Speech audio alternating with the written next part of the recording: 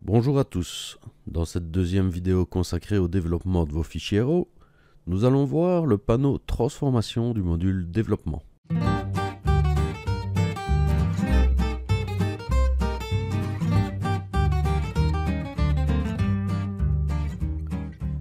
Le panneau transformation permet de corriger les distorsions présentes sur votre image.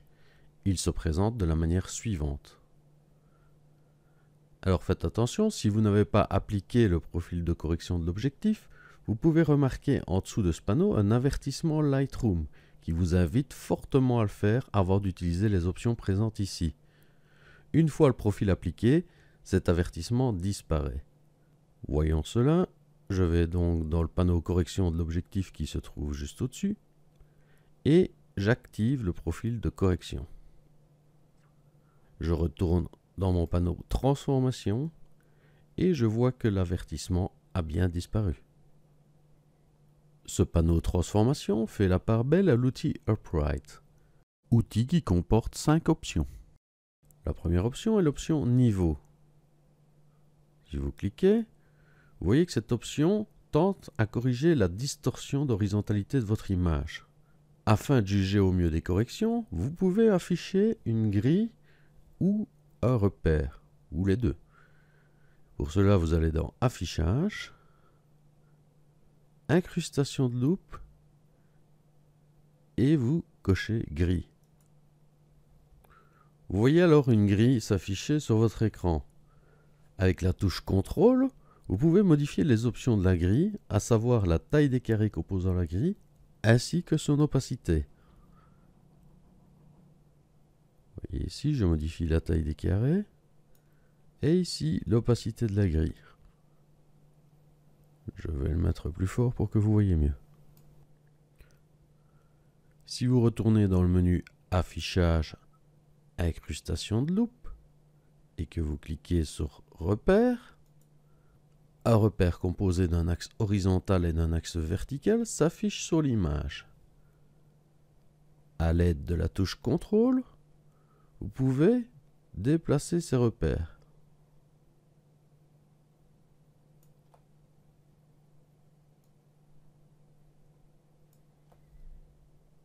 Ces repères vous permettent donc de mieux juger du travail de l'outil Upright. Et comme il n'est pas toujours agréable d'avoir ces indications sur votre image, vous pouvez les désactiver en utilisant la combinaison de touches CTRL-ALT-O et les réafficher de la même manière, CTRL-ALT-O. Je vais de nouveau faire CTRL-ALT-O pour cacher la grille et le repère. Une autre façon d'afficher temporairement la grille est d'utiliser la barre d'outils présente sous votre image. Si cette barre n'est pas visible, utilisez le raccourci clavier T pour l'afficher ou la cacher. Ensuite, assurez-vous de cocher l'outil Incrustation de la grille dans les options de la barre d'outils. Vous voyez alors apparaître cet outil dans la barre d'outils. Bien que l'option Toujours soit affichée, vous voyez que votre grille ne s'affiche pas. Et si vous passez votre souris sur le slider en dessous, vous voyez alors la grille s'afficher. Et elle s'affiche tant que vous êtes sur le slider. Vous pouvez aussi modifier la taille de la grille. C'est très utile car cette option est temporaire. Notez que si vous modifiez l'option Toujours en auto, vous voyez seulement les repères, ce qui peut être très utile aussi. Par contre, si vous repassez sur l'option Toujours, là, la grille se affiche de façon permanente. Vous voyez qu'elle ne disparaît plus. Utilisez le raccourci clavier CTRL-ALT-O pour cacher la grille si ce n'est pas ce que vous vouliez faire. Revenons-en à nos options. Tout d'abord, je vais aller dans Affichage, Incrustation de loupe afin d'afficher le repère. Je vais à présent désactiver le niveau que j'avais choisi comme option afin que vous puissiez bien voir et je vais le réactiver. Ici, avec les repères, je peux voir le travail qui a été effectué. Passons maintenant à la deuxième option, verticale. Comme vous vous y attendez, cela tente de corriger les distorsions verticales. De nouveau, je peux contrôler tout cela grâce à mes repères.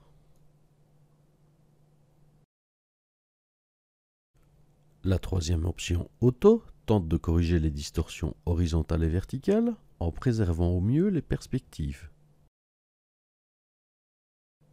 La quatrième option Complet est la combinaison des corrections complètes des options Niveau, Vertical et Auto. Vous pouvez tester ces 4 premières options automatiques afin de voir s'il y en a une qui vous convient. Notez aussi que chacune des options réinitialise la précédente. Si le résultat ne vous convient toujours pas, vous pouvez alors utiliser le cinquième outil Upright, l'outil avec repère. Soit vous cliquez sur le bouton avec repère, soit vous cliquez sur le dessin de l'outil. Une fois cet outil sélectionné, c'est à vous de décider ce que vous souhaitez corriger. Vous devez donc tracer sur votre image entre 2 et 4 repères, c'est-à-dire des lignes droites, indiquant à Lightroom que vous souhaitez qu'il redresse l'image suivant le trait que vous avez fait. Voilà, donc vous partez par exemple de ce coin-ci, vous descendez. Notez que ce n'est effectif qu'après 2 repères. Il faut au minimum 2 repères pour que Lightroom corrige. Je vais demander à ce qu'il me redresse ce côté-ci aussi. Et voilà le travail qu'il me fait. Vous voyez aussi que j'ai la présence d'une loupe. Ceci est ici dans les options de la barre d'outils. Vous pouvez la désactiver. Vous pouvez, si vous le souhaitez, continuer à mettre jusqu'à 4 repères. À vous de voir ce qui vous plaît. Si vous souhaitez supprimer un repère, vous le sélectionnez et vous appuyez sur la touche Delete. Je vais le remettre. N'oubliez pas que vous avez 4 repères maximum. Si vous souhaitez modifier l'inclinaison d'un repère existant, il vous suffit d'agir sur les poignées qui le composent. Et enfin, si vous souhaitez supprimer tous les repères, vous pouvez cliquer avec le bouton droit sur l'image et réinitialiser les repères Upright tout au-dessus. Voilà tout pour les outils Upright. La section Transformation vous permet de régler manuellement la perspective de votre image. Vertical vous permet de modifier les fouillantes verticales, autrement dit l'aspect de votre image comme si vous preniez votre photo d'un endroit situé en bas ou en haut. Horizontal permet lui de modifier les fouillantes horizontales comme si vous vous placiez plus à gauche ou plus à droite de l'objet photographié. Rotation permet d'effectuer une rotation de l'image.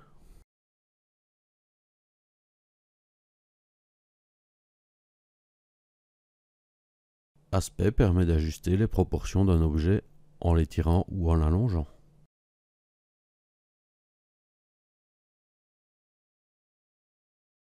Échelle agrandit ou rétrécit votre image.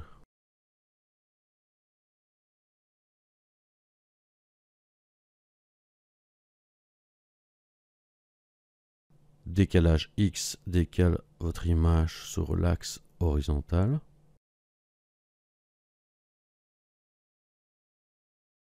Et décalage Y décale votre image sur l'axe vertical.